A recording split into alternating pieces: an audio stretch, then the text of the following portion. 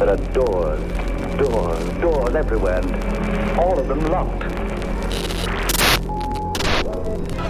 Suddenly, I saw something moving between two yew trees. A dim white figure. The Threshold Paranormal Podcast starts now. All right, guys. Thanks for tuning in to another episode of the Threshold Paranormal Podcast. This week, we're going to cover a whole bunch of not shit, really, because we're kind of flying by the seat of our pants on this one. Doing a get-together thing before the holidays, so Merry Christmas, Kwanzaa, all-inclusive, all that shit, Merry, all of that. Got our buddy in here from out of town. He's going to tell us some spooky shit. Dylan was gifted some stuff that's very, how would you describe it? Very mystical. We'll go with mystical. That sounds like a good word for it. And then we're just going to dive into just some other whatever random shit we can kind of bring up and talk about and hopefully keep you fuckers entertained. Yeah. Pretty unscripted today, like you said. Didn't really have any plans. I know usually we kind of list a set of topics that we're going to talk about, but we just this is a last minute sort of podcast setup. And so my buddy here came into town, Chris. Hi. I've known Chris for a super long time. We joined the Army together many moons ago, actually on the same day. Yeah. Back in 2013. So, yeah, we kind of took two totally different directions in our careers in the Army, but he's got an interesting story to tell us about ghosts. Specters. Scary stuff. Well, a ghost. Hey, ghost. So, why don't we start off there? You want to go there? Just go there. We'll go there. Tell the people about yourself. Giving the people You're what our they first want. guest, Give the man. people- You know what? You're our first guest. This is my first podcast. Shit. Wow. So, Wow. yeah. This is ours, too. Well, let's see. Join the Army, like you said. Get up on there. Okay. First podcast. I'm new. I'm scared. It's in my face. Fingers or face. There you go. Not good rates. Is this good? Yeah. Do you like it? Beautiful. Yes, you can get if you get too close, people's car speakers will get blown out. Well, let's see. All right. So, joined the Army 2013 with Dylan. We did go separate routes. I went the infantry route, and then I was lucky enough to land a contract going to Ranger selection. So I did RASP, went through selection, got picked up, went to 2nd Ranger Battalion. I was there from 2013 to the end of 2018, or halfway through 2018. Did 3 combat deployments to Afghanistan. Since then, I've been in school. I've been traveling all over the world. I work as a wildland firefighter for Nevada, which we'll get into later. You're basically the most interesting man in the world. I'm trying. You're one of those people you try to think, you're like, what the fuck hasn't he fucking done? Yeah. He's one of those dudes where where you say a random country out loud, and he goes, yeah, that place, dude. Really, what it airport is, dude is fucking. Chris is obsessed with coloring books, and he has one with a map of the world, and he's just slowly trying to fill in every single one. Jesus Christ, man, that is like fucking goal right there, dude. Definitely not hiding a low self-esteem. I don't suffer from crippling depression or loneliness. It's fine.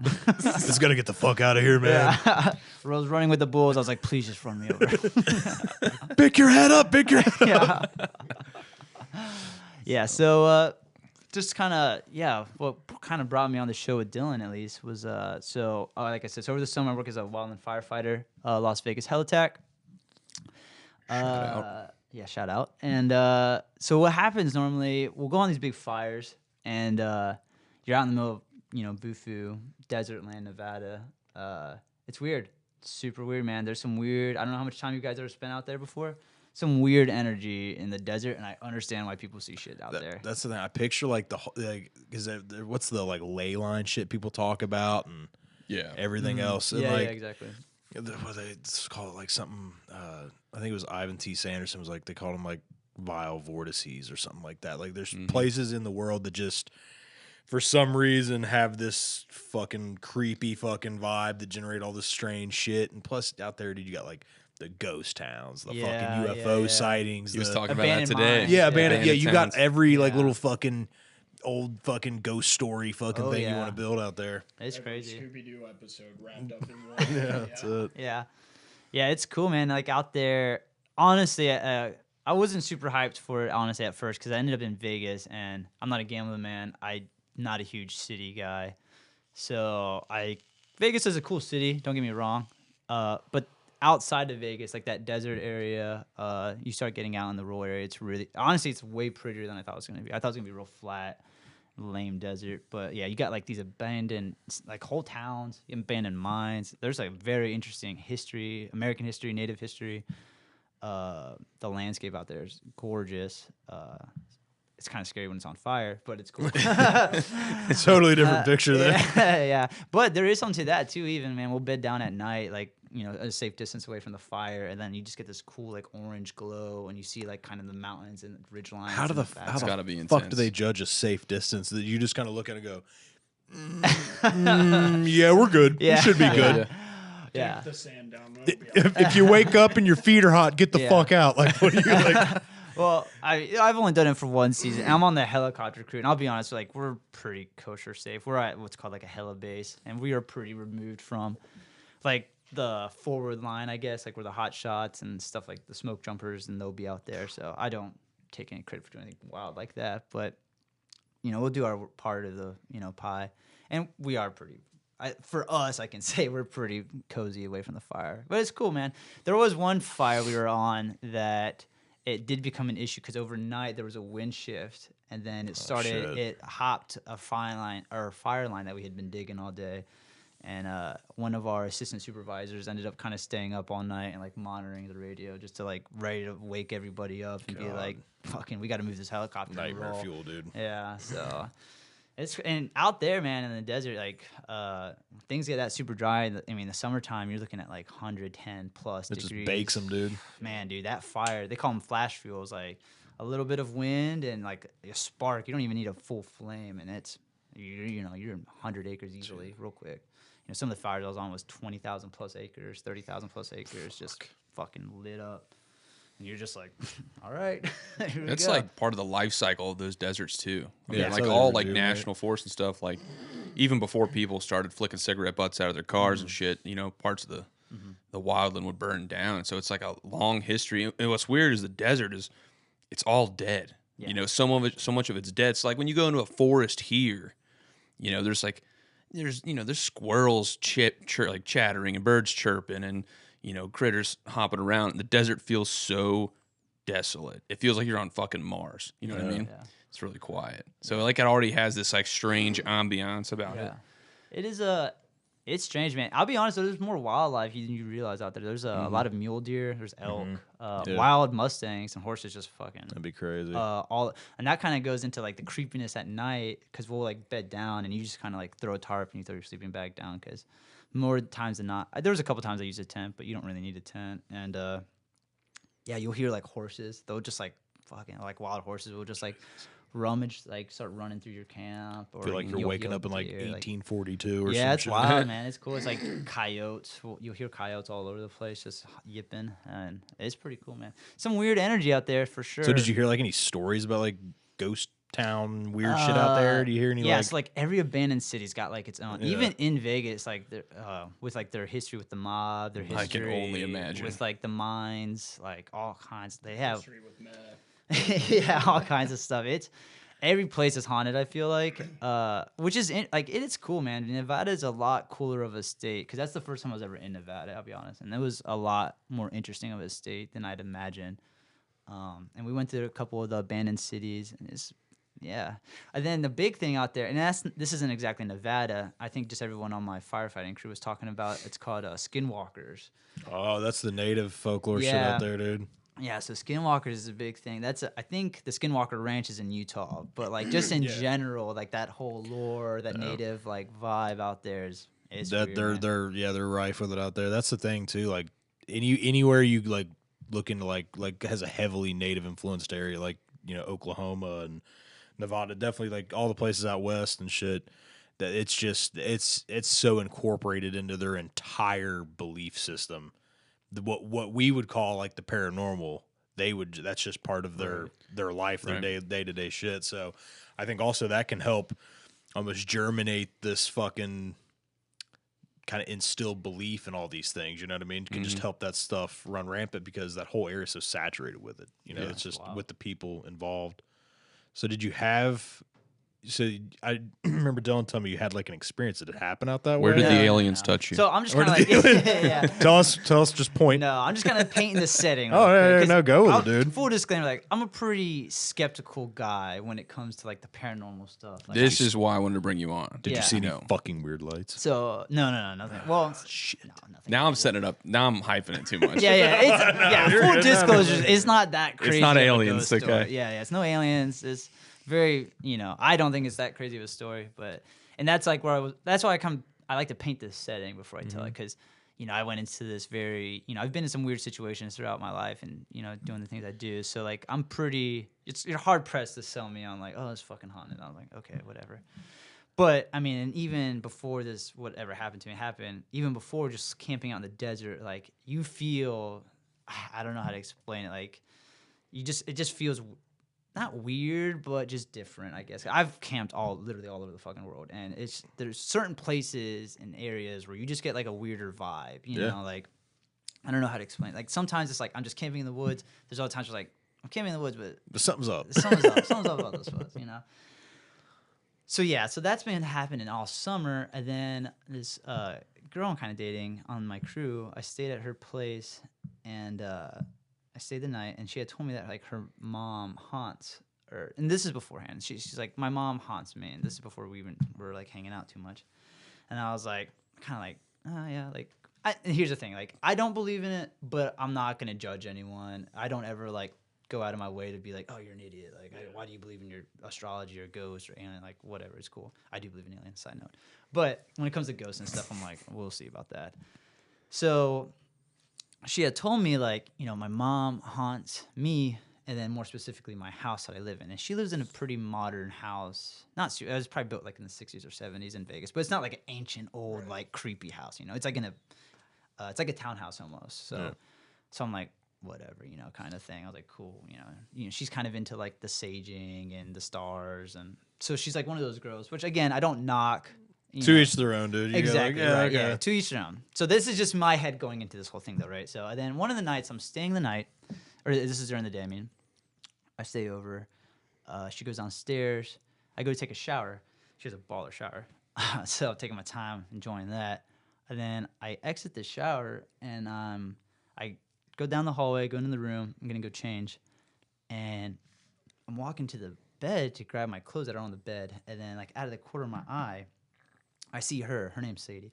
And I see her like in the corner of my eye, like in the room, and it looks just like she's wearing like pants, jeans. I don't remember the color shirt. I had like blonde hair, tall. She's like 6 foot, so like there's a taller woman there. So I like turned because I was gonna like talk to her. I was probably gonna make some stupid fucking joke like I always do. I was like gonna say something. Gone. Fucking nothing's there.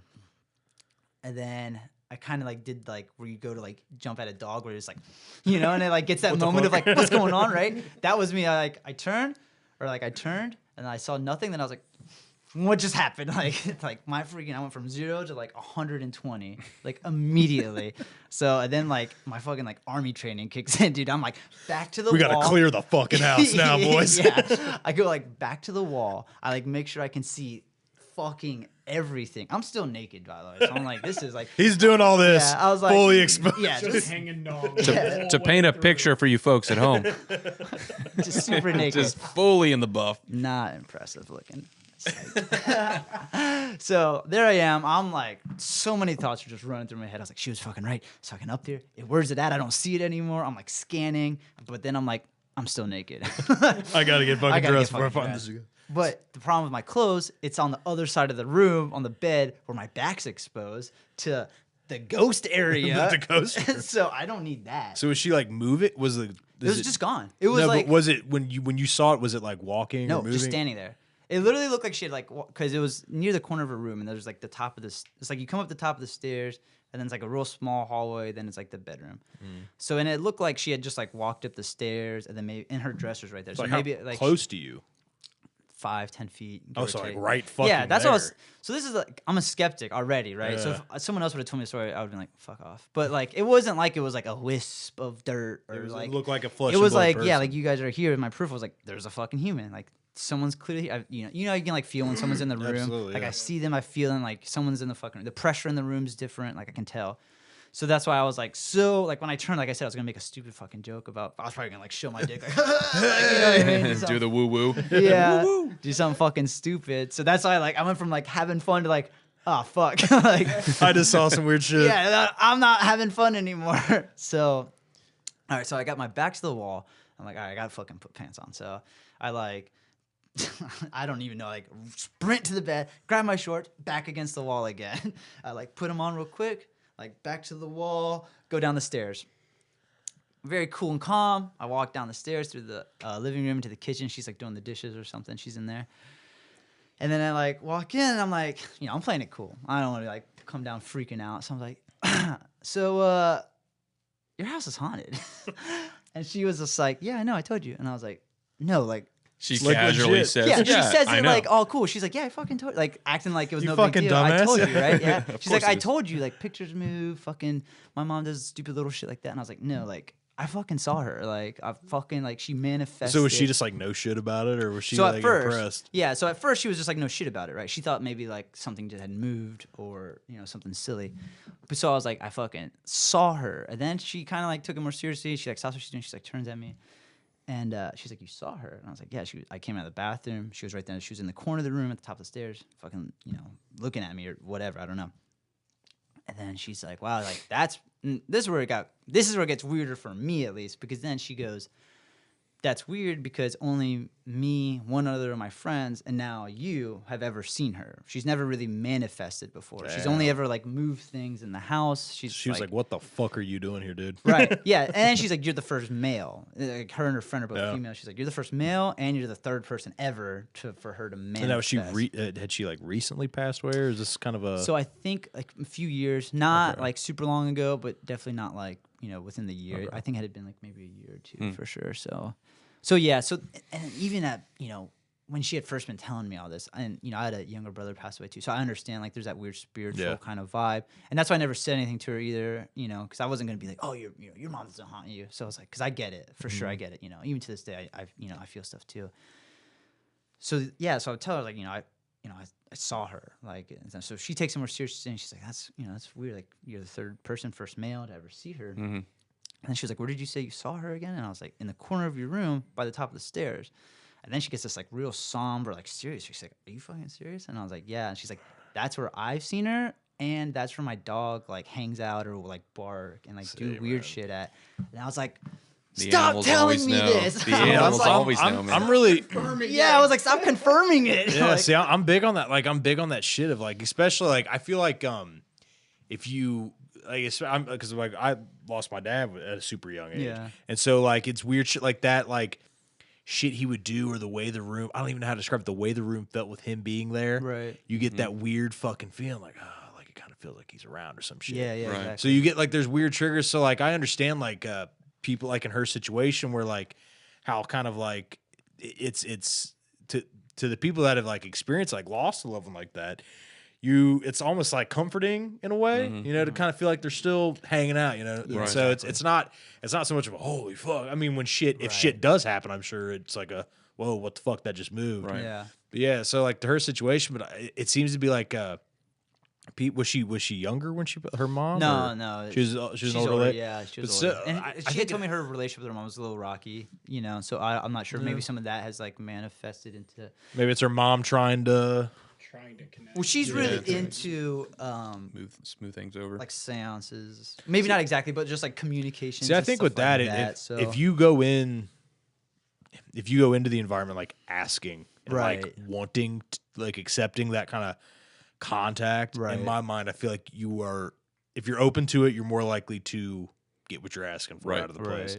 Yeah. So, and whether And that's conversely, if you're super dismissive and you're not like you're not gonna fucking. you're see not it. ever Yeah. gonna see a You're ghost, not- right? Yeah. Yeah. I mean, rarely. I'm sure there's people out there that have been like total. Skeptic. Everything's fucking fake, no, you know, and Right. see some crazy shit, and then that could change. But I agree with you. Like 9 times out of 10, anyone that's like a stone cold non-believer, they're gonna Right. go in there not. It's just an old house. It's just Something on the corner of my eye. the that I pipe. had to The pipes wipe were off. creaking. Shit like that. But Well, that's like where, that's what blew my mind because I am not like a hardcore because I'm some sort of spiritual for sure. I think there's something, but I'm not like crazy. I don't mean crazy, but like I'm not like super into like I'm very skeptical of people's ghost stories and stuff like that. So that's why when it happened, that's why I kind of wanted to paint that picture of like spending time in the desert, kind of being in that vibe. So do you think it made you like more open to it? Well, that's what I was thinking. Is like maybe maybe was it just being out and then sitting around the crew and we're all talking about these like weird ghost stories, alien stories, and stuff like that. Listening to podcasts about that kind of stuff, reading books on it. So it's like You were listening maybe to I was just like podcasts? more. Was one of them paranormal? Chris, do you think that this experience has pushed you through a new threshold of belief? Be a good name. Dun, dun, dun, dun, dun, dun. So would the Flower of Jericho. Whatever it is. So so that's why I wanted to paint the picture because it's like I to this day I still don't know, because if I told the story and someone was like, you didn't see shit, I don't blame them. I'd say the same fucking thing to that guy. You know what I mean? So has that made you more like?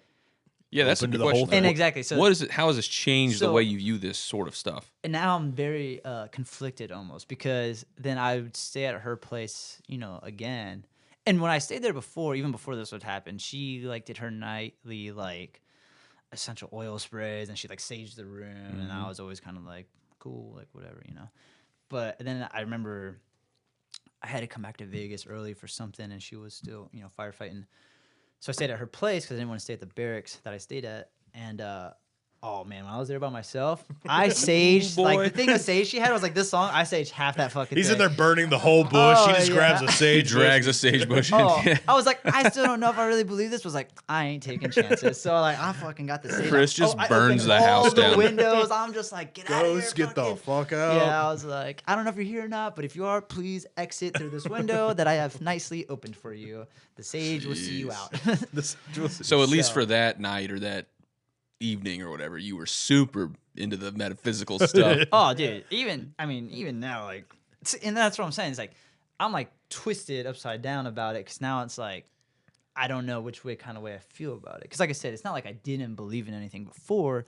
It's just now it's like I had this experience that has challenged what I had previously. Challenge any doubts. Exactly. Yeah, right. So now it's like, but then again, and Still the way processing it, sort I of. like devil's advocate myself, and that's why I painted that picture was because it's like, well, did that only happen because I had already been exposed to like her telling me, like she had never Right. told me that her mom Were you like primed and haunted. conditioned to Exactly. Right. to see that, to Right. experience that? Like, But is then that what caused also, it? if she had never said anything and you saw it, would you have just thought it was like something on your eye Exactly. or an eyelash or Right. something? Or maybe you it know? was a wisp or like dust. Right, you or would something, have yeah. been quick to dismiss it. So Exactly. that's sort of like a theme that we're coming across a lot in our podcast and in our video stuff is that if you're not primed for it, will you miss things that are in plain sight? Right. Will you just walk right past a Bigfoot and not understand what you saw or see a ghost out of the corner of your eye and think it's your eyelash? It's like in a way you have to be aware of. You have to have an awareness. You have to have an awareness Yeah. of like of just like kind of like just the possibility. To me, like for us, dude, we truly know so fucking little. Our view of everything to do with the universe in general, everything is such this narrow fucking window that we see through. And for us to kind of come in and claim like total knowledge and to claim, oh, we know how all this shit works, dude. We know what happens when you take the big sleep, and we know this and this. Dude, no one's ever fucking come back to tell you. No, we don't know, like we don't even know that much about like the fucking the galaxy next to ours, dude. We know so little. There's still shit we find out about the ocean. Yeah. So for us to kind of walk around with this fucking macho mentality of going like, oh no, fake, we know, Right. like We're so dismissive. to me, like if there's utter valid, scientific hard evidence of something, then yeah, go ahead and cast it off as fake. But when the fucking when the door to that's still kind of fucking open, man, you can't discount it yet. You can't discredit it because it could be fucking anything, man. It could be Right. it It could be be staring you right in the face, and you just and you're just dismiss it. you're too blinded by whatever kind of beliefs that not to your fault that have been kind of built into you over. It could be over a life. subconscious belief that you've Yeah. held, a bias that like changes the way that you see these things. Yeah. You know, And all it takes is that one, like you said, all it takes that one little fucking oh shit moment to where you Right. go, like how he said he was conflicted. Like that, to me, that's 100% it. Like when I saw that shit out in Brown County, it's like I'd seen just like, I remember like late nights watching horror flicks with my mom, right? as a kid, and you'd hear, oh, Bigfoot. So it was just like a monster kind of thing. Yeah, it was. And then all of a sudden you see some crazy shit and you're just like, it melts your fucking mind. You're just like, what the fuck was that? Like every fucking scenario goes through your head. So I understand like the confliction thing, but then at the end of the day, like you kind of go like, fuck, I saw it. Period. Like I saw it. So like, where do you go from there? How do you what's the next step from that? And I think that's the hard part. Well, really. a lot of times you have to rely on the testimonies. So like, it's been a really long time since I've had any kind of paranormal experience on my own account, right? And so we have to rely on the experiences of people that we know and trust, right? And so I'd put it out of my mind, your whole Bigfoot experience, and then 3 months ago you kind of retold your Bigfoot experience to me. And then a month later, Chris has his ghost experience, And so that's what you kind of have to rely on is the testimonies of people that you trust. Right. And like he's a self-proclaimed skeptic, And so and you're a critically thinking person, And so you just have to got to put your faith in something. You know That's what the thing. I've had like this is kind of what I like about like the whole friend group I've gained throughout my life is like I have friends that are like hardcore fucking skeptics. You know what I mean? Like it's bullshit. Alex calling you out. Alex. But everything's bullshit, blah blah blah, end of story. And that's fine because you need that point of view as well. Right. But then I have friends that I, trust what they say, take them on their fucking word. I'd walk with them, you know what I mean? Mm-hmm. And like my buddy Brad and a buddy that he introduced me to, our buddy Chris, he both of them really fucking level, honest fucking dudes, and both of them have had these fucking straight up paranormal experiences. Brad we're gonna put his probably work his in another episode, but he had have you ever heard of the term? It's called like they call it spook lights, like a ghost almost lantern kind of thing, like the typical unexplained glowing light in the woods, no origin. Right. What did it come from? He had that really famous one here. Yeah, down at Camp Dennison, which is if you go like down into Old Milford, right across the river, and basically just turn right there. There's a little park there called Camp Dennison. Mm-hmm. It was the site of a Civil War battle. And they say that consistently out in the field, you can see like what looks like a lantern just going through. And that's something we go check out. That's here? Yeah, over in Camp Dennison. I'd never heard of that. Yeah, that's like, well, because like I said, like that was a pretty big battle in the Civil War, which is kind of crazy because typically like, Ohio's got some like good Civil War roots. But you don't really think about it like right here, right? Even though it makes sense. Like Kentucky's a southern state. It never seems like it because it always seems too familiar to be haunted. Right. But like this location, playing lacrosse in that field, like it's like soccer fields now is what it's used as. But there is an old cannon and an old museum there to commemorate the battlefield. Right. But that's like the famous ghost story there. There's people who have said they've seen a soldier, which. You go to any old plantation home in the South and you hear about someone like, we see Confederate soldiers walking through all the time. It's like, no, that's your Uncle Jim Bob just walking around. He's drunk with a gun again. But it's like that story I told you of Braden. We were down in St. Augustine. Mm-hmm. It's like my wife and her whole family are from Florida, so we go down there a couple times a year. And my son at the time, my youngest son, he was 2 or 3. Small enough, I remember carrying him to the car, and he was talking at the time. We're heading back, and when you're in St. Augustine, every fucking building's an old building. They're all ancient, and they've been there, since fucking the 1600s and shit. And so he like all of a sudden we're walking, and we're at this kind of like there's no one else on this little kind of side street alley, and we're walking to the parking lot, and he points over to this old Spanish building, and he goes, "Look at that old guy." I'm like, "Old guy?" He goes, yeah, he's got a gun. and there's yeah. fucking no one. There's no one there, and he's pointing like at the door, like at the main entrance to this kind of place. I can't remember what street or what building it was. Should have kind of remembered that, but me and my wife are sitting there looking around, we're like, where? And he's like, right there, like right there. He's pointing at it, and we're like, buddy, there's no one fucking there.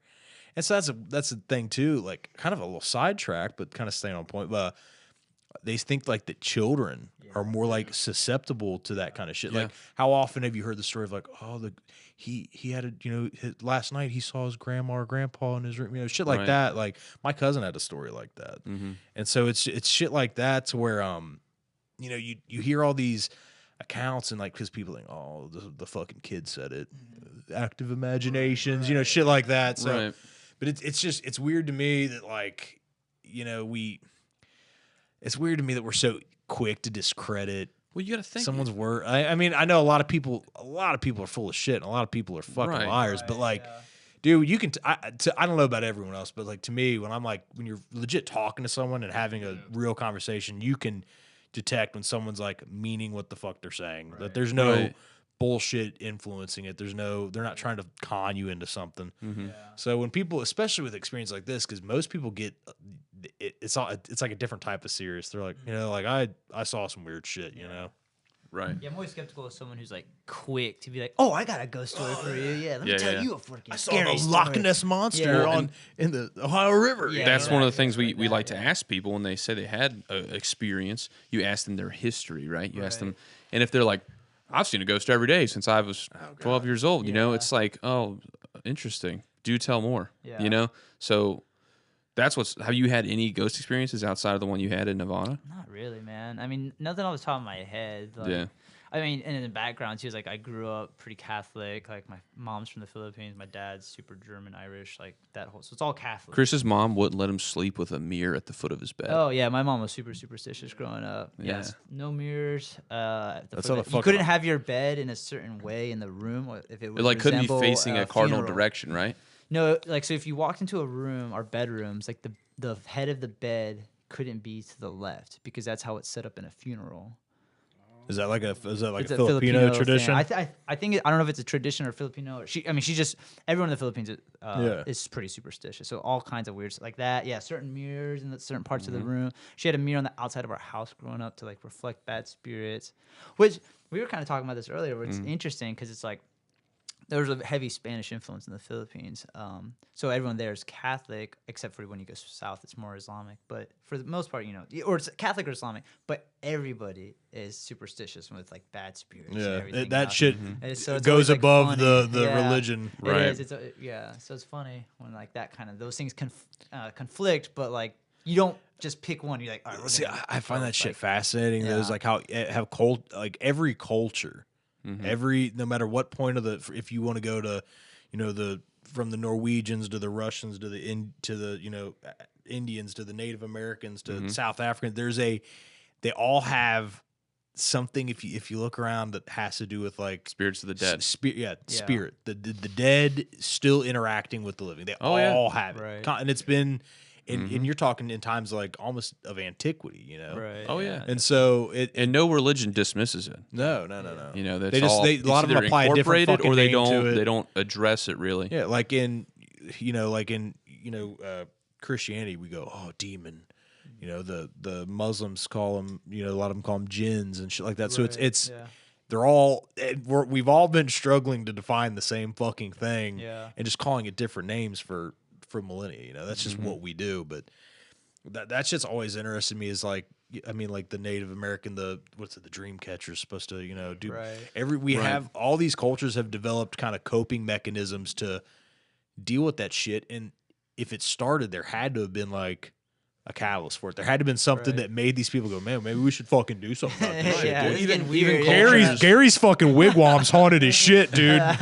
Maybe we should hang some shit up. You know how you make a building haunted? It's weird. This is how you make a building really spooky. You cover it in the skins of dead animals. Oh yeah, dude. To me, like you go to certain like that's it. It's almost comical now, like because doing all this shit has like reignited my like passion for the just paranormal weird shit. And so like I'll just be perusing fucking at lunch at work, just reading just random stories, and you'll just read this account like this woman lived in the same house that her great grandpa was murdered in, and her aunt committed suicide in, all this death and shit. She's like, and she claims it's haunted. I'm like, I fucking imagine so, dude. She's living. She's not why living. would you live there? She's not living in a house. It's a fucking morgue at this point, dude.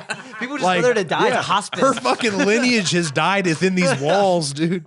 Like, no fucking. What is going on in this house? Even if I didn't believe in ghosts, I would read that and go, there's like probably one there. You should probably not live in that house. There's a reason your real estate agent has to tell you. You know, you would find out pretty quick, I think. It's just shit like that. Like, and that to me, I feel like we, just throughout history, have like, not intentionally made fucking haunted ass, but like think of like Gettysburg, dude. Yeah. Like Gettysburg is just, but you got to figure like you have this massive fucking tragic loss of necessary for what it did, but just our country could have fucking done better, and we had this tragic loss of fucking life, brother kind of, and it was like it was just they were like young people. I'm sure most of them did really not want to be there, you know. Probably weren't even 18. Yeah, and so it's just this tragic loss of fucking life due to more tragic loss of fucking life. So you've built this, you've like, I feel like you've made the climate to make that place fucked up. Right. And that's one of those areas where people go to, and there's areas like this all over the place, like similar to the desert, where you walk, you go to it, and you feel the fucking place. You feel it. And just to hit on that, I mean, this is like my little adventure stuff, but I was in Cambodia, and I don't know how much you know about like Cambodian history, but they had the genocides in the late 70s, early 80s, the Pol Pot whole regime. They still got like temples like bullet or monuments riddled with like bullet holes and shit. Oh yeah, don't they? I mean, they killed a fourth of their population. It was Jesus decimated. fuck. Yeah, it's insane, the whole communist regime there. But the Khmer Rouge genocide is what they call it, and they have this place right outside of Phnom Penh. It's the capital there. It's called the Killing Fields, and that's where they took a lot of the people, and they, as it says, they killed them. And this, a couple acres of land is just riddled with bones and all kinds of stuff. So now that the government there, they've set this really, really great museum, and it's like a walking audio tour you can hook up to and you listen to it. And man, like, even before I was hooked into it, and I didn't know, and to be honest, I didn't know a lot about the history before I got there. So I showed up, I'm traveling, so of course I was going to check. It's the best way to learn the history, for sure. Of course, man, dude, and I mean it's so recent. It's within our not our lifetimes, but our parents' lifetime for sure. And man, you go there and you cannot know anything. You can feel like the sadness and like death. And I'm sure it's the same if you go to any mass graves or the Holocaust. Man, dude. And then you go and they have these like fucking. It's really sad, man. Like they have this like killing tree spot where they used to like bash the babies on. Jeez. And dude, they have like these bones. They have like a whole. This whole tower of just skeletons and like different ways and you can see it in their skulls, like the different ways these dudes were brutally that's a good point too, because dude, it's almost to me, dude, heavy, that like it's like it's not like it's a gross attraction, but we have this. I think naturally we have this attraction, this interest in death in general, because that's the final fucking great adventure. That's the end question, and so we're all going. Yeah, but like we're attracted to these places, I think, because of the death to try to like understand stuff. But I feel like there's also like, it's like when like elephants, they go to like the fuck elephant graveyards. Elephants will go there to like venture there. So is it like a remembrance thing? Is it like, are we like craving that fucking feeling, craving that connection? Like what's going on with us to like set up these to go to these places in our kind of drive, we're paying homage, we're paying respect to these people who fucking needlessly were fucking killed. But like, it's like almost like we're looking for that fucking connection. I think a lot of people go for, maybe not the best term, but like a thrill seeking or like to feel a novel experience, but an equal number of people are scared away from those places for that same reason, Well, look at fucking like Auschwitz and shit like that, dude. That's like one of the number one fucking That's just some morbid tourism shit. Yeah, but to me it's morbid. But like, on the other hand, dude, it's like that people will go there to like pay like if there were so many fucking people who lost family there. So that isn't like your family member has a grave site that you can visit. So where do you go other than this? And especially that shit. And that's what to me is like. I feel like there's a lot of fucking, like, you have all this horrible shit peppered all over the fucking world. And, not that, the one Chris was talking about, very recent, but like there's so much that's still very recent. Right. The fucking Nazi shit over in Auschwitz and all the concentration camps. Historically, that shit happened yesterday. Right. Yeah. And the shit that happened here, dude, we came in and we killed natives by the fucking thousands, dude. Like Wiped 90% out. or something. Yeah, wiped out villages. Whole Made them. islands in the Caribbean don't exist. Made them fall like fucking dominoes, dude. And it's just, and we walk around and like I said, we wonder why the places are fucking haunted and there's bad fucking juju everywhere. It's like we've kind of created the climate for unrestful fucking spirits. You can't kill someone when they're fucking 24, in the fucking prime of their life, and expect something to not kind of Expect them fucking to be linger. at peace. Yeah. That is a good point. Like, every hospital in America has probably had thousands of people, die in it. And there are the stories of the haunted hospitals, and like Waverly Hills Sanatorium obviously has a lot of supposed hauntings there. But it's the violent, like man's inhumanity to man sort of areas. That's where Creates like a negative energy. yeah, it's something horrible happened there. And we talked about this a few podcasts ago, I think, and I don't want to repeat it, but fuck it. people have this butt fucking. But I think people have this like sixth sense where you can pick up on these areas where there's been a loss of life, and I think it's like an evolutionary trait. I don't know if this is our idea or if I stole this from someone, but like an evolutionary trait. Like if you went into a cave and you had this feeling that like, man, this is really negative energy in here, and a bunch of people had died in there. It's probably not a good fucking cave to go into. It could be a predator in there. Right. There could be like a toxic gas leaking out of a volcanic fissure in that cave. Well, didn't that's they killing like? people? Weren't they just? I fucking saw this on like, I think it was like the I fucking love science page or something like that, to where like they're thinking that they're like almost like in a way genetic memories. Yeah. I remember like I can't remember exactly what I read. Like spiders and snakes is a genetic. Yeah, and it has a lot to do. I mean, birds and migratory animals do it a lot by like kind of the gravitational pulls of the earth, but they're thinking that it's also almost like it's kind of written into them as well. You know what I mean? To like, this is how you do this. It's so what if that kind of plays on that too? You got to figure our evolutionary period on this earth has just been fucking ripe with fucking tragedy and death and learning, dude. We've died every step of the way to get where we are here. Right. And so like, what if just by design of how it works, we have held on to that hard wiring, genetic memory. It's like a genetic memory of like, and it kind of plays into like, if a bunch of people, ancient people died here, eventually it would just kind of maybe be wired into us to be like, obviously this space is not good for you to be in, so just avoid this whole area. Well, here's something that that's why like not a lot of people live in fucking Indiana, dude. Is because evolution. I'm just talking shit. I just wanted to see how far they'd go with it. Well, here's something I think Chris could definitely speak to, and this is sort of something I've had like Chris's experience in the military was significantly more military than mine was. Like I had a very non-combat job, but even in my training, one thing they told us, like when we're doing like IED training, they say never ignore your instinct. They said, and this is coming from like professional military trainers. They said if an area feels weird, you should address it. You should figure out why it feels weird to you. So is that anything like did they ever tell you that shit when you were in the battalion, and like you ever heard of someone that served them like following their instincts? Well, while you were out there trying to make ghosts, what happened? So I never really heard that per se. I will say though that the night, and I don't want to make it like a big mystery. I got wounded overseas one night, and a bunch of me and my friends did. Everyone lived, thank God.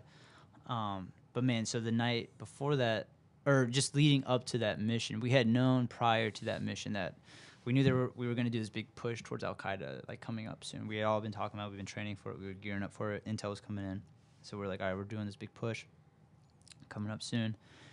And that was fine, this is what we train to do, this is what we do, and it's business as usual, so you say. And then the night of that, because we only did our missions that night, the night of that mission, we stage out of a different. So you stay in a big fob, but we were staging out at like a smaller base essentially. And that was going to be like the base we kind of launch out of, right? So we're not like at our home base, we're at a smaller base.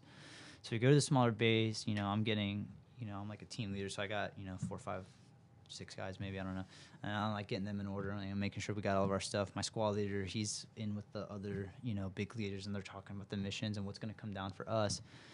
And man, just that whole time, like the reason I kept checking my guys, kept going over the plan, because we had an idea about which they'd give us, like we're probably doing these missions, and it was a couple of them, and you would like make plans beforehand, and it was really and it's up to the commanders to be like, we're doing this one. And then, like, we've already kind of templated this plan. We're going to do this mission.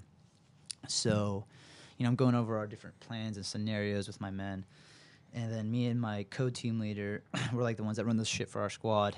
And, man, like, I remember we were talking, and it was just like, dude, we just both had this, like, weird, like, feeling about the night, like just the way everything was happening. Everything was real fast and rapid, and we didn't feel good about it. Like just something in our stomachs was just like, it was weird. And then, so we get our mission, we get in the talk, which is like where all the information is distroed out, and like we get like a real quick, like, this is the mission, we got to go like now though on this target.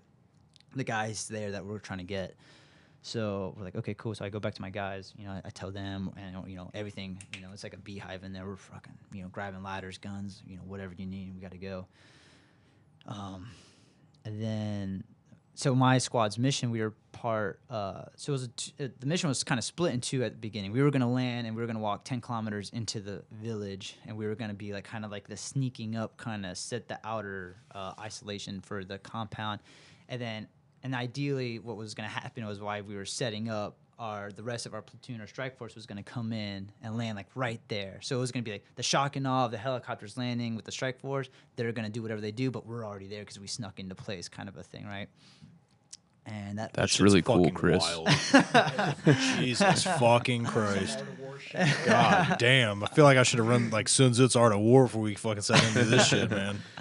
So, I mean, we land, we do our 10K, they call it infill, we do our 10-kilometer infill, and just the whole time, it's that same feeling, and you brush it aside because you have your duty. You have my duty to my men, my superiors, and myself, my country, right? So, like I got to focus on the mission. I don't have time to dwell on this weird gut feeling. Sure, you got to kind of override that feeling just to get the job done. Exactly. Yeah. So the whole time, I'm business as usual. Like I do what I normally would do, training or real life. Like I'm checking on my guys, our spacing, what we're doing, security. Dogs are barking at us as we cross villages. It's the middle of the night in Afghanistan. Everyone's drinking water. You're making sure we're on track. Check the map, the Garmin, we're good. It's still there though. The whole fucking mission, I was just like, man, just something does not feel right.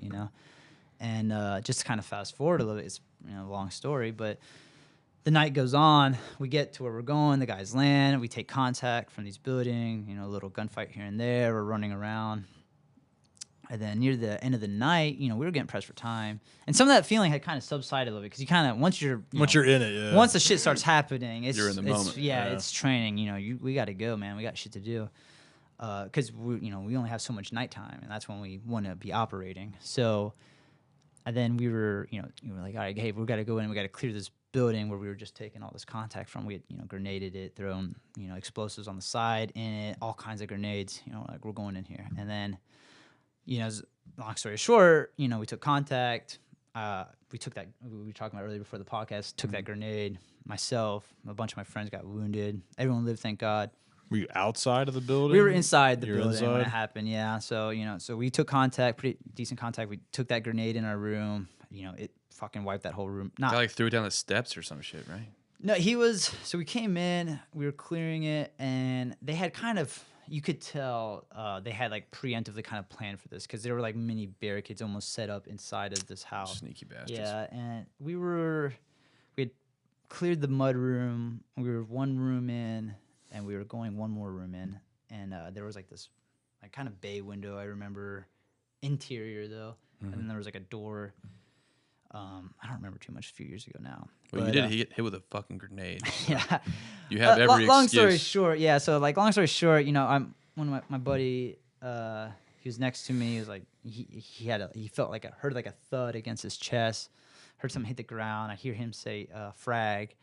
And it kind of clicks in my head like, oh, fucking, that's not a frag out. That's a frag we just took, which was the first for me. You know, I've thrown frags. I never received a frag. So got a frag. This is then, hot potato from hell. Yeah, exactly. So then, so that whole happened, right? So we all get hit. And that could just, and the whole point of that story was just kind of like talk about what Brian was talking about, is that feeling that, or actually what you were talking about too with the training of like, there is something to human intuition and like trusting your gut of like, but at the same time, there is also, I feel like you gotta, that could have just been me manifesting. Just being nervous or something. Yeah. My own fear of like battle. Or but it seemed especially different on that night. It did. But to be fair, like before that, I had never really had too crazy of a mission or, anything before that, nothing like that. Like I had done little things here and there, but nothing on that level. That Because like I said before, and this is what I was talking about too, even with the ghosting, is like, was that only there because beforehand we had we were conditioned to it. Exactly. Right. Like, and was that maybe me just, I was,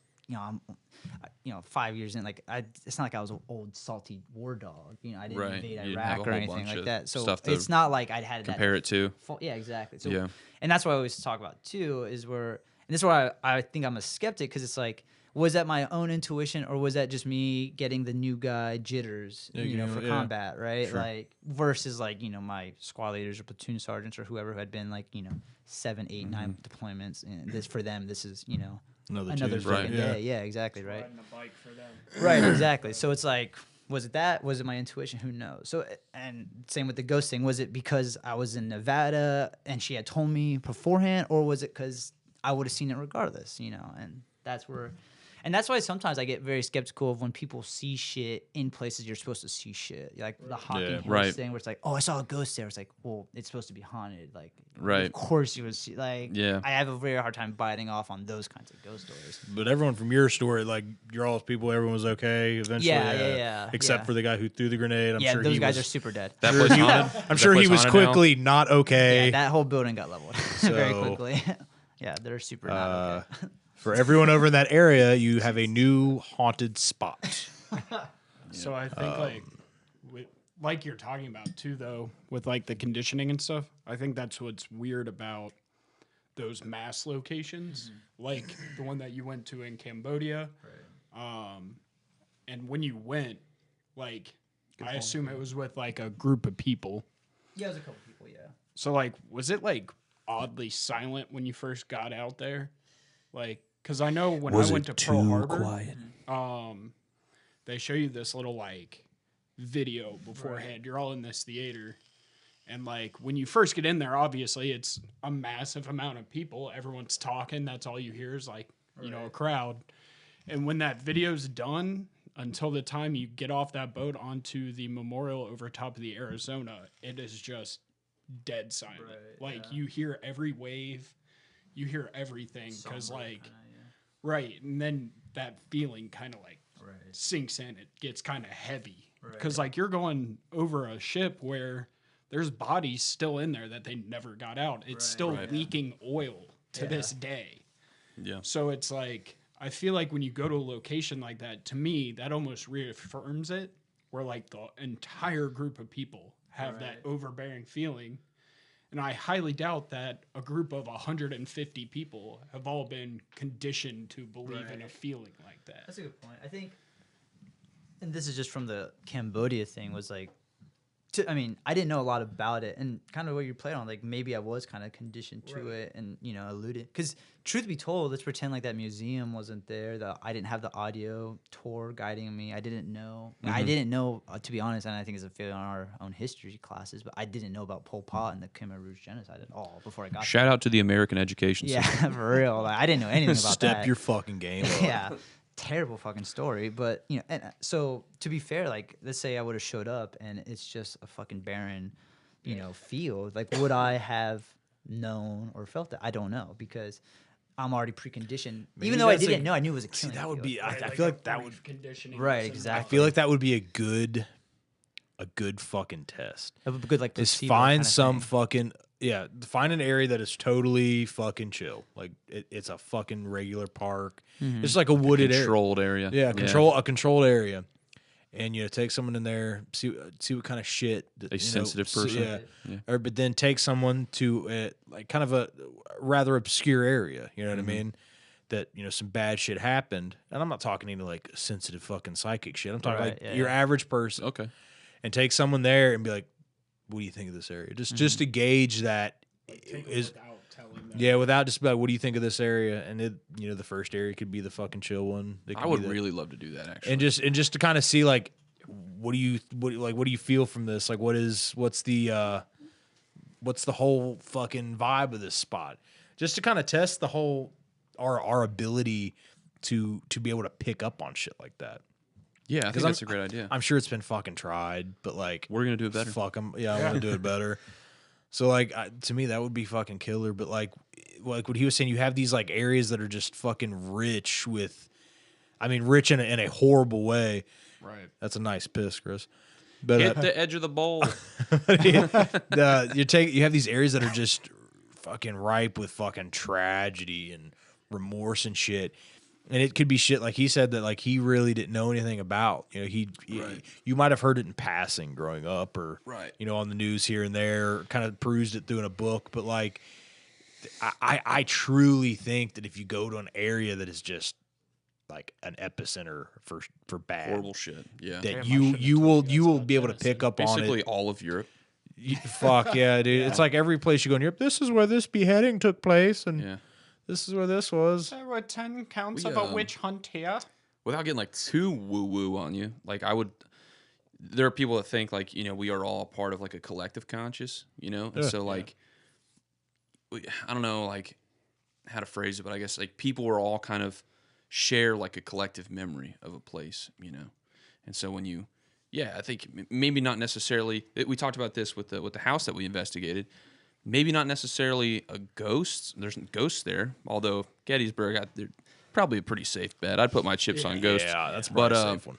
even if you're not seeing a ghost there, you're picking up on a like an energy or a vibe or something that people have all kind of collectively addressed this spot or this has gathered energy that is horrific, you know, and it lingers there. Here's a fun thing though.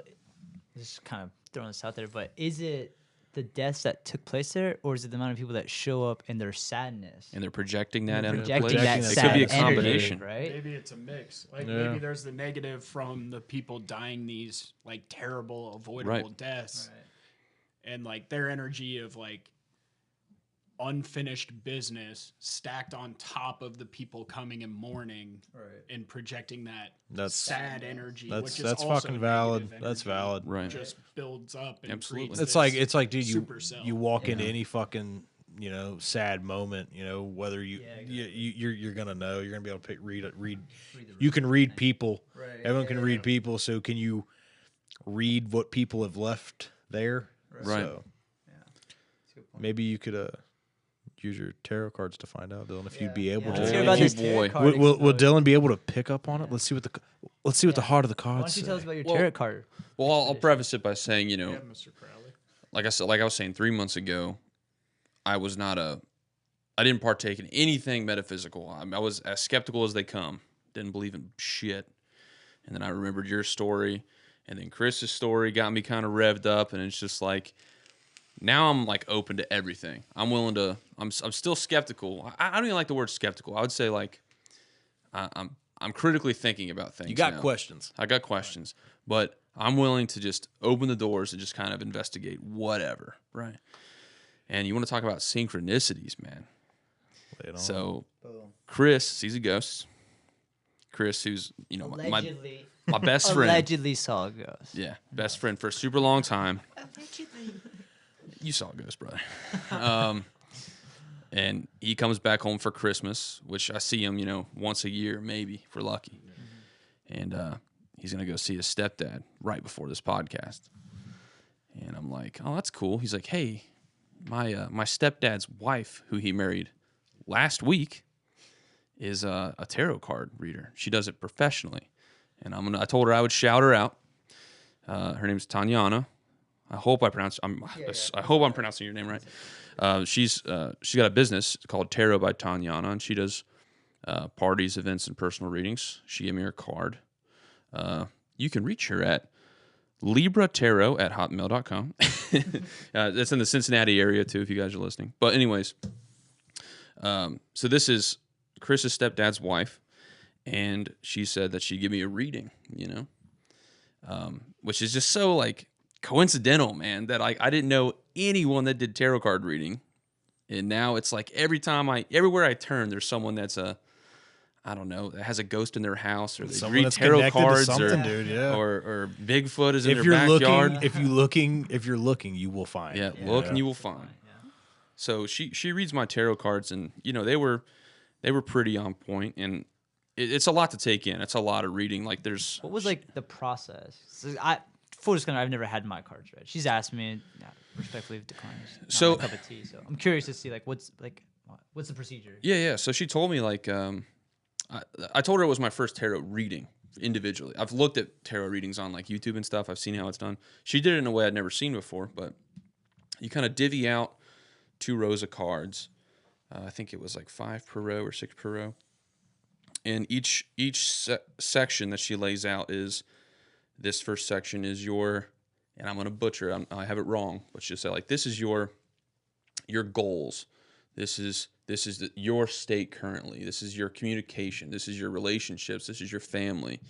This is your, there's a bunch of other kind of like topics of things that she was going to, divinate, right? And pretty spot on. She was mentioning under my goals, and she asked me like, anytime you have questions or you want to clarify something, let me know.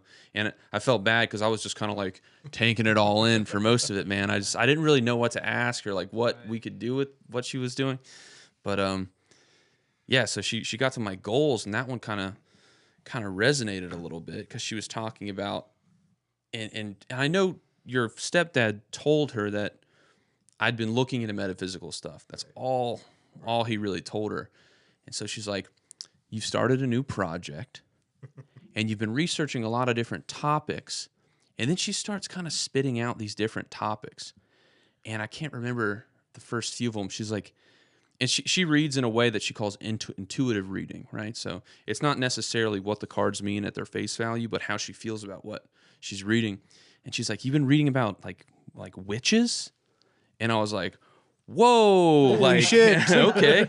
Like it was really, really, it was just really pointed, and so, a lot of it was like personal stuff. It's for me or whatever, but another synchronicity thing, like, we wrap up the tarot card reading, and Chris and his stepdad, stepped away for a little bit. They came back, and I was just kind of shooting the shit with her. And I asked her, I've been reading about tarot, and what's your opinion on the superstition that you're not supposed to buy your own tarot cards?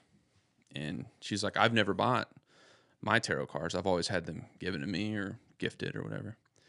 And I was like, wow, like I always kind of hint at my wife that I would want some, but I was like, if my wife buys it, is that kind of like me buying it? Like, am I really just buying it by proxy? Yeah. And so Chris's stepdad goes, well, I have a tarot deck. I'll just give it to you.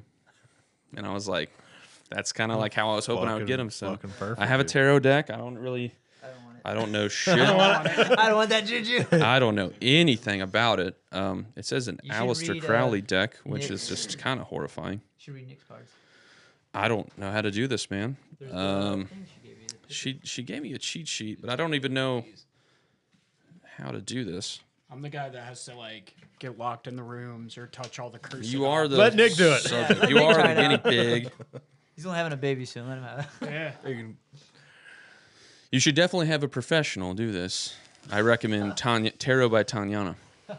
No, she did a great job, man. She's super It nice. just happens I'm Moonlight as a tarot card reader. So Do you? This is fucking crazy. She told me, she says it's really overwhelming when you first start because there's like 78 cards and each one of them has a specific meaning. there's 78. See, I it don't know why. depends Like, all on the the other like, decks. I guess I was seeing like pussy tarot card decks that were like, Well, they're different minor types. league tarot card decks. 10. Yeah. Yeah. Like, And well, then- you're either gonna get a car or your dick's gonna fall off your body, and I'm like, well, shit. Well, Really hoping for that fucking do I have car. to get a card payment, or am I just getting the car? Isn't Where it we at? supposed to be like if the cards face up, like right side up or upside down, different? Right, yes. He said there's Stuff 78 like cards that. that have 78 meanings and they all have 78 inverted meanings. So Oh, it's then a lot to memorize. It's probably unfortunate that in my OCD I put some shit right side up in there. The devil's dope. We all heard it from Nick. He said the devil's dope. Don't haunt me, Don't haunt say Nick. that. Don't say that. Double card. I'm No, out. actually, I don't think the wanna card hear it. doesn't even mean anything.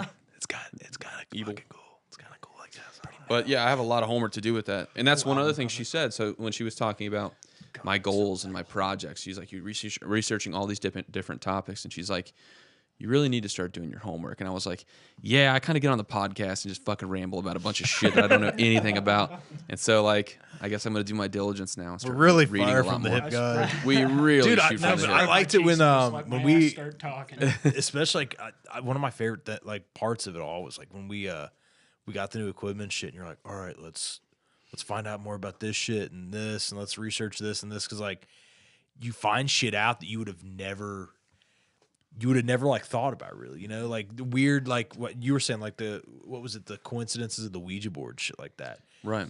There's shit like that like you find out about stuff, you're like, man, it makes it almost adds to the mystery of the whole thing. It adds to the fucking whole the whole ambiance that's put out, and it's the more you fucking dive into a subject or into a topic, like it can really get fucking crazy quick. It really can. Well, if you need to validate like your ghost stories or your alien stories or your Bigfoot stories, start asking people. Oh yeah. I could just go down the street and ask 10 people. More than half of them have seen a ghost, felt a ghost, seen a UFO. It's ridiculous to think that it's all bullshit. Right. It's either a majority of the population's full of shit, which I guess is possible, but or there's something to it, man. That's what I'm opening myself up to, just kind of taking it all in, man. Well, so you probably know more than me. I don't know shit about tarot cards.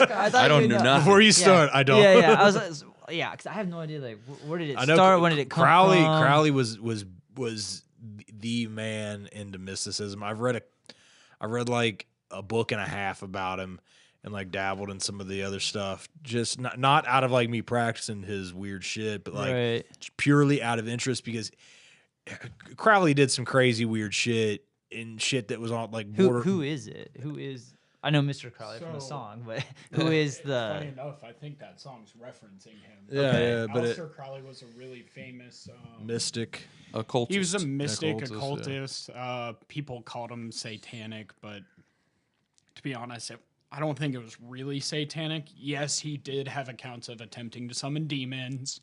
Let's get that out of the way.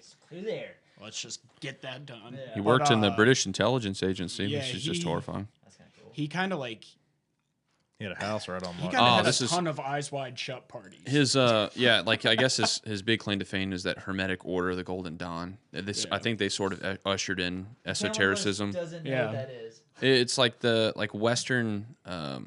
Western esotericism, like Western mysticism as we know it now. He was He was pivotal in that. Yeah, he was big in like he was an insanely intelligent dude about like mysticism in general. Like he knew stuff about, you know, Christianity back in its infancy, about Judaism, about, you know, Islam. He was well versed in just about everything there was to know about like cultural mysticism, anything that was that faiths. What's like the time frame we're talking about? Him being like 1898. Yeah. Oh, Late- wow. Okay. That's So, that yeah. is, So and that's what we old. learned through the research we did about the Ouija board, is that like that turn of the century time frame. People were That was like a real into- spiritual renaissance yeah. for the Western world. That's when the Ouija board came out. I guess this is when like the Egyptian Book of the Law and the Hermetic Order, the Golden Dawn, all of this shit was kind of founded or discovered. And they got like, there's one, I remember watching it with, I was super drunk and like kind of forced my wife into watching. I watch crazy documentaries. Like I'll watch a documentary about fucking anything. And she fell asleep as she normally does. Still love you, babe. Shut up. Shut up. But this guy was like doing, like showing you how to do these mysticism, like summonings, and you were summoning like spirit shit from like different fucking. It was like kind of the Golden Dawn shit. I can't remember what his little offshoot was called, Right. but they were doing shit. And I guess it's a really old practice where you talk into a fucking like blacked out fucking mirror and all this shit, and you have to have this shit in front of you, and like shit'll appear, and there's like astral projection and all. There's all this shit, man. That's just like but it's shit like that that's kind of, it's practiced more kind of still on the underground today, but like around the turn of the century was like it was when people like when seances got big. Yeah, it was that whole us, I guess, trying to almost rediscover, quote unquote, that whole practice and belief system. Almost like the pushback to like the scientific revolution. Yeah, but in a like sense. I know in a big back thing to of it, like in these cultures like Solomon is Right. like a big fucking key in like a bunch of different mystic faiths and stuff like that, and their rituals and stuff. And this is what I hate is like, no hard feelings against Christianity, but Christianity has demonized these practices without understanding them. Yeah.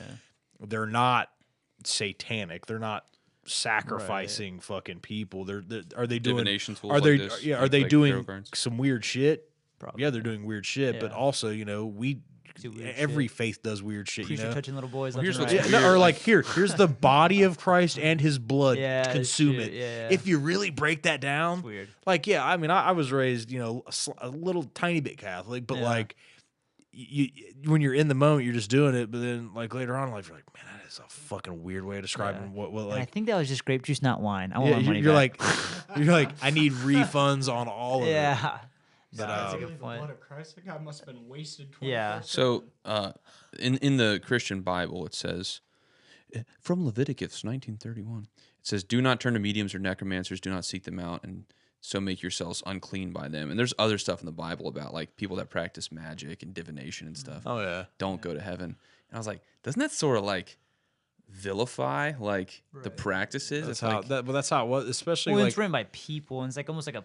it's like, also if been that's the- rewritten a million times. well, it's like Right. when It's like the Christianity other hit religion power. Right. Rome. Right. Rome turned into a Christian place essentially just to maintain control. Right, exactly, yeah. Like the pag, they called them pagan. There were so many different sects of Right, paganism of course, yeah. that they were demonized because they were a challenger to this faith. Exactly, So yeah. that's why like the stereotypical version of the devil is this horned being. Right. Because that's Pan. And, Yeah, and exactly. paganism, which is a totally Right. innocent fucking thing, not an Right. evil entity at all. So I think we've bastardized and fucked shit up so much that now we trying to get back to the real root of things is hard. It's hard to Right. do. right. So Well, we were talking about how there's a lot of correlation almost with like paganism and like at least Catholicism with like saints. Constantine during like the Council of Lycia, like they had to maintain a little bit of the Right. They say it's one they had God, to but then it's like you appease pray two to different- Jesus, not archbishops. I keep wanting to say it, the saints. Like when people get sainted, Mary, like Well, it feeds into too, like if you look into like Egyptian mythos, what's the god's name? Heros? Osiris. I don't know. It's the Horus. Horus. Yeah. God, I swear I know what I'm talking about here. But so if you go and read the story of that god, it is like dead on the story of Jesus. Yeah, virgin It's like virgin birth and all. Exact. Really. And that actually is a common trend in multiple religions. Like you go all the way back to like the books of Babylon and stuff like that. They even have the Great Flood. Pretty much every faith or religious structure has a Great Flood. Yeah. Which also leads me to think at some point there was a massive fucking flood. And that's like the main Anakin reason why Skywalker's mom. the pentagram is like demonized is because it was a main icon for. well, the pentacle, the pentagram is the inverted pinnacle. It's that's a really important symbol in the pagan tradition. And it was considered now if anyone sees a pentagram, they're like, it's the devil. It's a symbol of female divinity. the And sacred when feminine. Christianity was brought into Europe, and Constantine had to kind of bite the bullet and kind of you convert. go, okay, guys. They didn't want the Christian tradition to be associated with female divinity because it was Jesus was the Well, that's was the also embodiment like of Mary Magdalene God. was essentially completely written out. Right. Of the King James Bible, Yeah. which Even though irritates she me because has it's like multiple books. that's in the, it literally tells you this is the King James version. That's Of the Bible, that's yeah. their version That of is the Bible. getting a little conspiratorial, though. Yeah. We get a little You weird. know, if they start making like a King James version of the Lord of the Rings, I'm gonna have to go up there and like hit a motherfucker. Where's Show Me James? Yeah. James, get that ass here.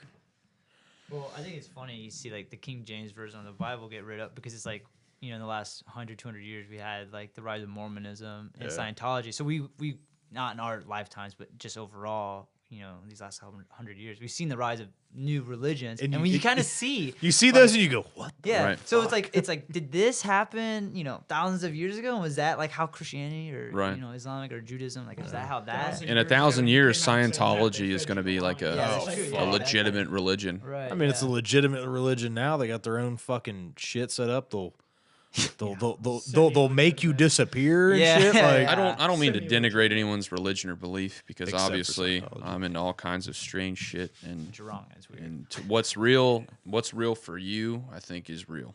I think That's yeah, true, I'm not gonna hate on our your belief shit. is powerful. You know? Yeah, it's a powerful thing. I'm not gonna hate on your stuff, but watch too many Scientologist fucking documentaries, and It is weird, right? you guys do some sketchy shit, bro. Yeah. I think it's safe to say that Scientology is probably bullshit. But Why? when the guy's written by a fucking sci-fi novelist. Right. yeah, And like, Yeah. if you, I've listened to a couple of good podcasts. It's just nonsense, dude. Like, Yeah. shout out Lost Podcast on the left. Great show. I love that show. Last podcast, watch our podcast. Yeah, we'll be podcast Dude, dudes. they did one on L. Ron Hubbard and Mormonism. Dude, both of those were excellent series. Highly recommend. I heard the books are fucking fantastic, though. Honestly, All so I'm saying is, you know how like Scientologists go after like everybody? They did not go after South Park. you wouldn't dare. No, because Nah. South Park literally just told exactly what they Did? Yep. quote unquote believe in. Yeah. Right. So like they just did it to a T. And even though Isaac Curtis decided to, or not Isaac Curtis, that's the fucking Bengal. Isaac, Somebody's been watching a lot of football. what's his name? Isaac. He's an old like funk musician. Isaac he voiced Hayes. Chef. Isaac Hayes. Yeah, Isaac Hayes. Chocolate So he salty was a balls? Scientologist and left. We all know how that ended up. I know this. I know this. I know where Scientology hides all of its power, though. If you look at a picture of Tom Cruise, he has a middle tooth. He has a That's where tooth. it's at. If we need to get Tom Cruise's fucking middle It's a tooth, fucking reptilian. and then we'll take it to the original Bob Evans, and we'll do a pagan Oh fucking. my god. Does Travolta We got to get the have fuck one? out of here. They're onto us. Does Travolta have one? Is You have a Travolta middle a tooth? Scientologist? Yeah. Of course he is. Of course. He See, is. you hear new celebrities like, oh, the so and so, the Scientology. You go, well, yeah. Yeah. Actually, that Some of makes them are like, sense. yeah, I see that. Yeah, that makes sense. All right, boys. Well, I guess we have some homework. Yeah, I'm going to read more about tarot and learn about that. he's gonna read us our cards, boy. Yeah, maybe next time I'll do a little something. I'm not that'd be promising interesting. anything, but we'll figure something out. We also need to get Tom Cruise's middle tooth as a power totem We'll put it right here. right there. Yep, that's where we need it. Tom But, Cruise. What else? Where can they find us, big guy? All right, guys. As always, you can find us at Threshold Paranormal on Facebook, Threshold Paranormal Podcast on YouTube, the Threshold Para on Snapchat. Whenever we go on investigations, you get that live feed videos. And also, you can email us at the Threshold Paranormal Podcast at gmail.com. I know that's a mouthful. I think we're going to work on, I mean, now that I've mentioned it, I'm probably going to look into getting us over to Camp Dennison, see like That sounds kind what it would take just to get the okay to like go there overnight. I know like they let like Boy Scouts and stuff do that all the time. So I could pretend to be a Boy Scout. yeah, I used to be a Boy Scout. We'll dress up like good enough. scouts, dude. can be scouts. Tiger, Cub Scout, whatever the heck it was. We're in. As Actually, always, I think I had Eagle Scout, but As always, if you guys have any stories, accounts, your grandmother has a story, your sister's brother's uncle's cousin has a story, reach out to us. Let us know. We want to hear it. This is our first guest, Chris. So thanks for coming on. You're welcome. It was awesome. Yeah. So you could be the next guest. This could be you sitting here telling your story. You don't get paid. Well, fuck. let's not just invite any. Why the old fuck have I asshole. been doing this shit? Then? What do you mean I'm not getting paid?